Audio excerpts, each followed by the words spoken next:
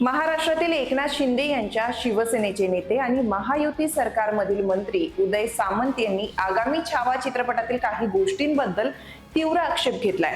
या चित्रपटात काही आक्षेपार्ह दृश्य आहेत, ती काढून टाकावी आणि दिग्दर्शकाने ऐतिहासिक गोष्टी अचूक मांडाव्या असा सल्लाही त्यांनी दिलाय। उदय सामंत यांनी आगामी ऐतिहासिक चित्रपट छावा बद्दल बोलताना म्हटलं की हा चित्रपट इतिहासकार आणि अभ्यासक यांना दाखवावा आणि त्यांनी काही आक्षेप घेतल्यास आम्ही हा चित्रपट प्रदर्शित करू देणार नाही। मॅडॉक फिल्मच्या बॅनरने छावा हा ऐतिहासिक चित्रपट बनवलाय, ज्यात छत्रपती संभाजी महाराजांबद्दल ऐतिहासिक संदर्भ आहेत आणि त्यांची भूमिका विकी कौशल या अभिनेत्याने केली आहे।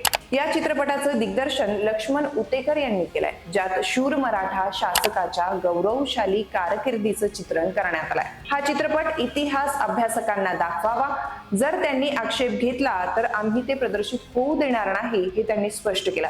विशेष बाब म्हणजे याआधी सामंत यांनी संभाजी महाराजांची कथा मोठ्या पडद्यावर आणण्याच्या प्रयत्नाचं कौतुक केलं होतं, परंतु ऐतिहासिक अचूकतेवर भर दिला आणि सामंत यांनी छावाचे निर्माते आणि दिग्दर्शकांना विचारलं।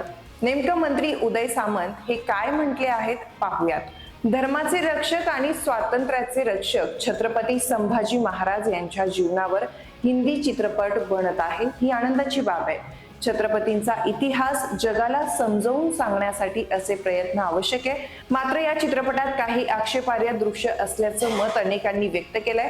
हा चित्रपट तज्ञ आणि जाणकारांना दाखविल्याशिवाय प्रदर्शित करू नये अशी आमची भूमिका आहे, असं सामंत यांचं म्हणणं आहे। छावा कधी रिलीज होणार आहे? काही दिवसांपूर्वीच छावाचा ट्रेलर रिलीज झाल्याची घोषणा चित्रपटाच्या निर्मात्यांनी केली होती। अशा परिस्थितीत ठरल्यानुसार 22 जानेवारीला चित्रपटाचा शानदार ट्रेलर प्रदर्शित झाला। मॅडॉक फिल्मने ते आपल्या अधिकृत YouTube चॅनलवरही लॉन्च केला आहे।